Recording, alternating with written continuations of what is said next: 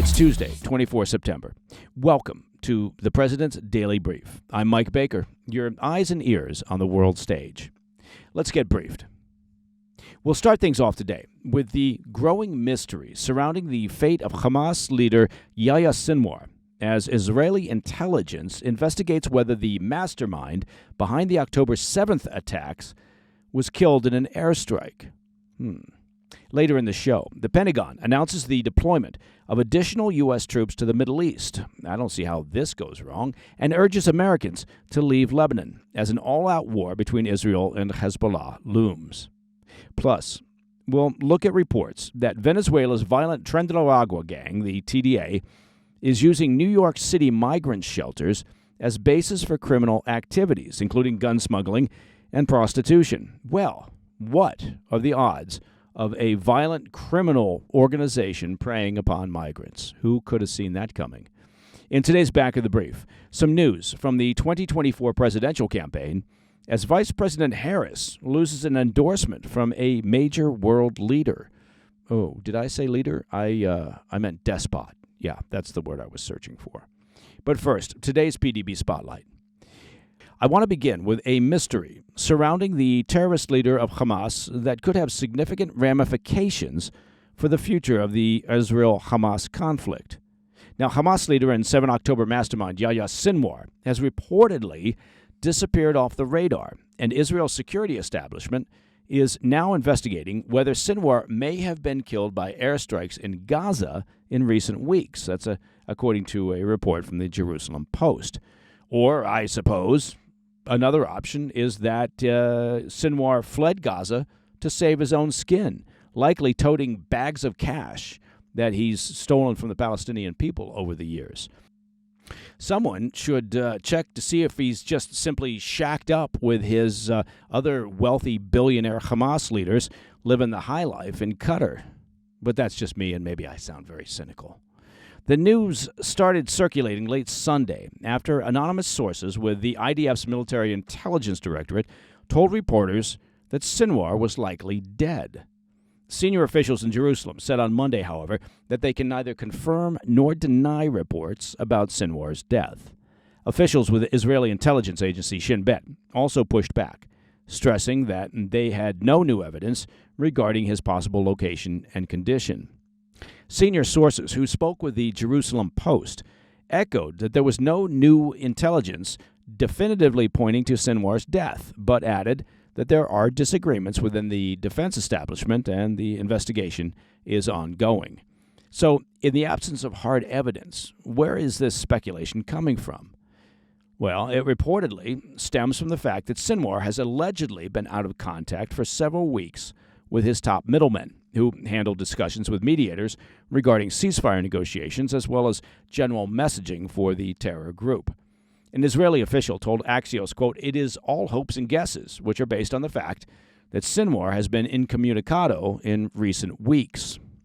While Sinwar has gone radio silent in the past, only to emerge alive and well, suspicions in Israel increased after officials determined that recent messages attributed to Sinwar were likely written by someone other than the terror leader.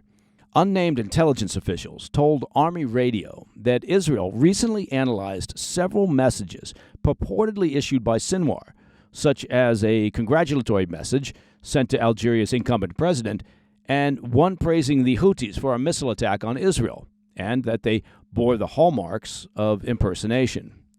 As the reports circulated about Sinwar's possible death on Sunday, the IDF also brought back multiple bodies from Gaza for genetic testing to determine if any belonged to the terror leader. So far, all the tests have come back negative, but they reveal just how seriously Israel is taking the situation. We should stress again that Sinwar has gone quiet for lengthy periods of time in the past, spurring false rumors about his demise. Sinwar, who is also known by the nickname the Butcher of Khan Yunis, was officially named the new leader of the terrorist outfit on August 6th, following the death of their political chief, Ismail Haniyeh, in Tehran on July 30th. Publicly, Israel has vowed to kill Sinwar for his many crimes. While Israeli intelligence has long tried to target Sinwar and at times has located his exact position, The IDF has reportedly been unable to strike due to the risks posed to the hostages. An Israeli intelligence assessment from late August said that he was still holed up inside Hamas's extensive tunnel network, surrounded by hostages. The reports of his possible death came as U.S. National Security spokesperson John Kirby said on Sunday that ceasefire talks with Hamas have not yielded meaningful progress over the past month, which he blamed on Sinwar, saying, quote, "It doesn't appear as if he's willing to move this forward." All right, coming up, the Pentagon deploys more U.S. troops to the Middle East, and we'll uncover how Venezuela's violent Tren de Aragua gang, the TDA, is using New York City migrant shelters for criminal operations. I'll have those stories when we come back. Welcome back to the PDB. Sticking with the chaos in the Middle East, as fighting escalates between Hezbollah and Israel, the U.S. is moving to beef up its military presence in the region. Officials with the Pentagon announced Monday that they will deploy a small number, that's in quotes, a small number, of troops to the Middle East. They'll join the roughly 40,000 American personnel already serving in the region. The announcement comes on the heels of massive Israeli airstrikes targeting at least 1,300 Hezbollah military sites in Lebanon on Monday, which killed nearly 500 and injured approximately 2,000, according to a report from the New York Times. Those strikes, which dealt a significant blow to Hezbollah's munitions stockpiles, followed a large attack on border communities in northern Israel by Hezbollah on Sunday, which fired approximately 150 rockets, cruise missiles, and drones into Israel's Jezreel Valley, injuring at least 6 people. As the fighting intensifies and anxieties increase over the threat of a wider war, the Biden administration is desperate to de-escalate the situation. They are particularly concerned that the fighting could cause Iranian proxies, okay, let's just call it the Iranian regime, to target U.S. troops, as they did repeatedly in the months following Hamas's 7 October attacks that kicked off this whole conflict. Regarding the new deployment, Pentagon leadership declined to specify how many troops it involves, citing the need to maintain operational security. A spokesman for the Pentagon said, quote, "In light of increased tension in the Middle East and out of an abundance of caution, we are sending a small number of additional U.S. military personnel forward to augment our forces that are already in the region." The spokesman added, quote, "There is the potential for a wider regional conflict." Okay, well, there's a statement of the obvious. Thank you, spokesperson. I don't think we're there yet, they said, but it's a dangerous situation, end quote. Wow, there's a whole sentence of nothing there. As I noted, some 40,000 American troops are currently stationed at various bases in Iraq, Syria, and the Persian Gulf countries. The USS Abraham Lincoln is also currently stationed in the Gulf of Oman as a deterrence against escalations by Iran and their many proxies. Separately, the aircraft carrier USS Harry S. Truman and 2 destroyers left port in Virginia on Monday to head to the Mediterranean, though this is reportedly part of a previously scheduled deployment. All in, the U.S. has at least a dozen warships and 4 Air Force fighter jet squadrons spread throughout the region to protect allies and guard against attacks, and that's according to an analysis by the Military Times. Due to the escalation between Hezbollah and Israel, the U.S. State Department also issued a warning on Saturday for all Americans to leave Lebanon while commercial flight options still remain available. There's some pretty sound advice there. Israel, meanwhile, is signaling that their campaign against Lebanon will continue and that they have not ruled out the possibility of a ground invasion. The IDF chief of the General Staff said Monday, without elaborating, that the military is, quote, preparing for the next phases, end quote. Okay, shifting stateside. The once obscure South American gang Tren de Aragua, TDA, has tightened its grip on New York City, exploiting the migrant crisis to expand its empire. The Venezuelan-based gang has infiltrated migrant shelters, building a sprawling criminal enterprise. Well, that's what criminal gangs do, isn't it? In 2018, TDA began expanding beyond Venezuela. As migrants crossed into the U.S., TDA members embedded themselves primarily in New York City, within the city's shelter system. The Randall's Island shelter became one of the operational hubs for the gang as a drug and weapons distribution base. Now, you might remember that where the Randall's Island shelter is used to be playing fields for the New York City kids. Now, apparently, it's an incubation center for TDA gang activity. Nice work, New York City management. Well done. In July, the Biden administration designated TDA a transcontinental criminal organization. Over the past 2 years, the NYPD has faced challenges in containing the gang's growing influence due to the surge of over 200,000 migrants in the city. TDA members are notoriously difficult to identify, as they often lack apparent tattoos. However, some have been sporting symbols like crowns, anchors, clocks, and trains, according to police informants. That's an odd gathering of tattoos. The gang's operations have grown more sophisticated over time. Last week on the PDB, we reported on the NYPD's raid of the, quote, Market of Sweethearts. That's an open-air black market of prostitution rings and stolen goods. The NYPD now believes TDA is tied to the brothel activity, expanding its criminal enterprise. According to NYPD Chief Detective Joseph Kenney, TDA has been using food delivery services as fronts for criminal activity. Many gang members pose as delivery drivers, carrying out attacks with a driver-gunman scooter duo, while covertly transporting guns and drugs, including pink cocaine. That's cocaine cut with ketamine, MDMA, or fentanyl. The number of scooter-related crimes doubled from 415 in June to nearly 830 by 10 September. And that's according to New York City Mayor Eric Adams. The NYPD has made some headway, arresting nearly 24 migrant teens tied to 21 robberies. However, TDA continues to recruit teenagers. Some crime crews, composed of teens as young as 15, have been linked to violent attacks on businesses and individuals. One particularly brutal incident involved 6 teens assaulting a man in Central Park, robbing him while beating him into submission. TDA's willingness to engage violently with law enforcement has been underscored by cases such as the arrest of Bernardo Castro-Mata, who allegedly shot 2 NYPD officers in Queens back in June. This boldness reflects the gang's growing confidence and their reach within the city. In a troubling development, TDA has also begun to branch out into New Jersey. Well, who could have seen that coming? Using New York as a recruitment hub. Recruiters often target young migrants, threatening their families back home in Venezuela to coerce them into joining the gang.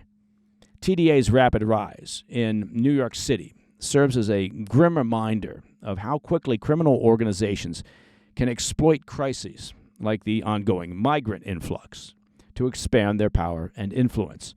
Now, for many years, we've been watching MS-13 expand their reach until now, well, they have operations in every state in the Union. A question for law enforcement is to what degree MS-13 and TDA can or will or could coexist, or will they get sideways with each other as they chase the same illegal revenue streams? Coming up in the back of the brief, the Kremlin clarifies Vladimir Putin's endorsement of Vice President Kamala Harris. I don't know. You'd think with a years-long war that he started, that he has to deal with, not to mention an increasingly restless population due to the war that he started, and the international condemnation, don't forget that, due to the war that he started, you'd think that Putin wouldn't have time to meddle in U.S. politics. But of course, you'd be wrong. I'll have the details when we come back. In today's back of the brief, Russian Foreign Minister Sergei Lavrov sought to downplay President Putin's recent comments expressing a preference for Vice President Kamala Harris in the upcoming U.S. election, clarifying that Putin's remarks were made in jest. Lavrov stated, quote, "Boy, that Putin, such a kidder, LOL," end quote. Earlier this month, Putin suggested that Harris's... Oh, by the way, that was a fake quote. I'm sorry, I made that up. Earlier this month, Putin suggested that Harris's election could lead to a shift in U.S. sanction policy against Russia, a statement that raised eyebrows, especially given Harris's track record, or lack thereof, on handling foreign policy issues. This was a surprise, given Putin's previous statements favoring President Joe Biden over former President Donald Trump, who he criticizes for being less predictable. Now, by the way, despots around the world hate an unpredictable U.S. leader. That is just a fact proven out over decades and decades. In an interview with Sky News Arabia on Friday, Lavrov attempted to walk back Putin's comments, claiming, quote, "It was a joke. Putin often jokes during his statements and interviews," end quote. Emphasizing the Russian president's humor, Lavrov went on to recount that time that Putin slipped a whoopee cushion under Kim Jong-un's seat. Ooh, boy, what a prankster. Lavrov went further, downplaying the importance of U.S. elections altogether, claiming that no matter who wins, the U.S. is ruled by what he referred to as the, quote, "notorious deep state," to shift focus from the potential implications of Putin's remarks. The White House responded, rejecting any form of endorsement from Putin, well, that's good, and reminding the Russian leader to stay out of U.S. elections. Well, that should do it.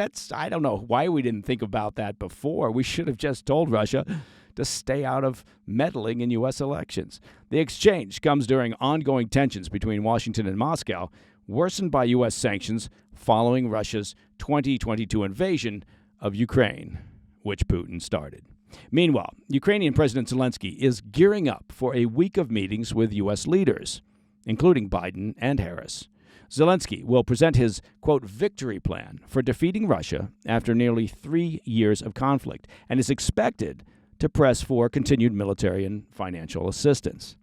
Zelensky's visit comes as American support for Ukraine faces political scrutiny from various factions within Congress. Zelensky also hinted at a possible meeting with former President Trump, who recently suggested he would, quote, probably meet with the Ukrainian leader if given the chance. Trump has repeatedly claimed that he could end the war through negotiations. I believe he actually said he could end it on day one of his administration, though his hints at cutting aid to Ukraine have raised alarm among some U.S. allies. And that, my friends, is the President's Daily Brief for Tuesday, 24 September. My, what a complex and chaotic world we seem to be living in. If you have any questions or comments, please reach out to me at pdb@thefirsttv.com. Now, here at the PDB compound, we love receiving your messages, your faxes, your telegrams, your unsolicited packages, your occasional edible displays that look like flower baskets but are actually fruit. Those are really tasty.